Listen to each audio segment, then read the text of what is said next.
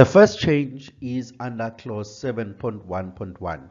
Previously, the standard only required relevant personnel to be trained and also be adequately supervised throughout the working period.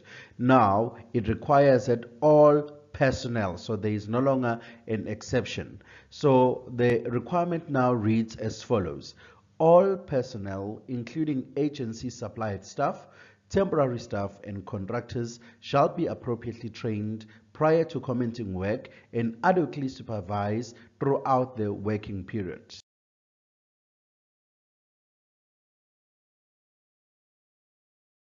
Under clause 7.1.2, there is a change there where previously it's the people that needed to attend training were those employees that are involved or engaged in activities relating to CCPs, but now also those that are engaged in activities relating to control measures should receive relevant training, and also their competency assessment shall also be in place for them as well.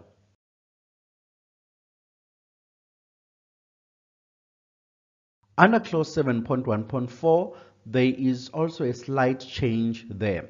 Whereas previously the standard required that all relevant personnel should receive general allergen awareness training and be trained in the site's allergen handling procedures, it now requires that all personnel shall be trained in allergen awareness as well as be trained in the site's allergen handling procedures.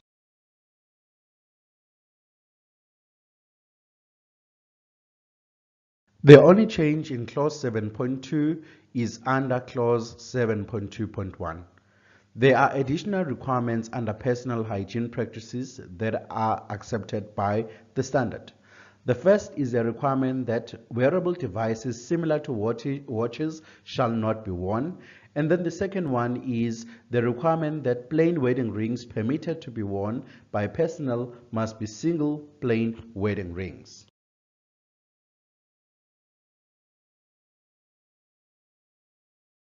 Clause 7.3 covers medical screening.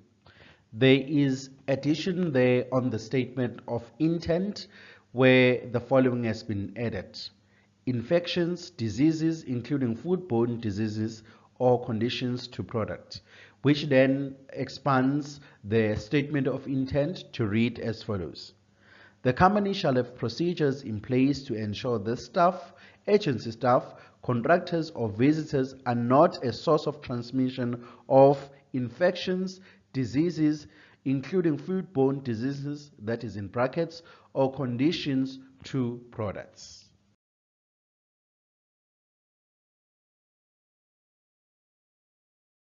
Under clause 7.3.1, there is mainly a change of the term employees to staff. There is also an addition of contractors and visitors to the site to be included as part of the procedure, which enables them to notify the site if they show any relevant symptoms, infection, disease, or condition which they may have been in contact with or may be suffering from. So they are also now required to be included as part of the procedure that will allow them, contractors and visitors, to notify the site if they suffer from any one of those or any ailments that they are aware of or that they may be aware of suffering from.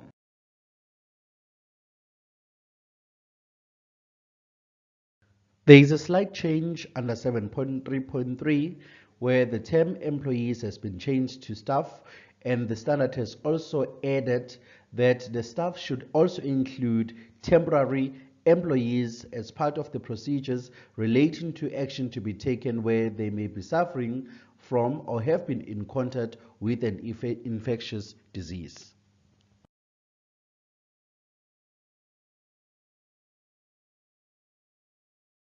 Clause 7.4 discusses or deals with protective clothing. There are not so many fundamental changes on this clause, maybe with a better clarification of the exceptions or the exceptional cases where employees can be allowed to wash their own PPE. And the first exception is that the protective clothing that is can be washed by employees at home if they want to. It must be PPE that is not used for product safety purposes. For an example, the PPE that is used to protect the employee from the products handled.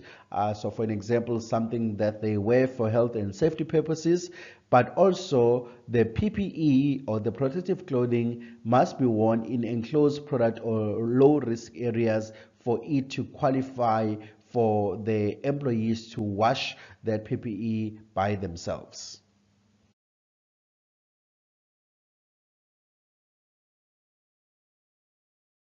There are also slight changes under 7.4.5 where there is an addition of the term shall and end in the following requirement. If gloves are used, they shall be replaced regularly. Where appropriate, gloves shall be suitable for food use, of a disposable type, of a distinctive color, and intact, and shall not shed loose fibers.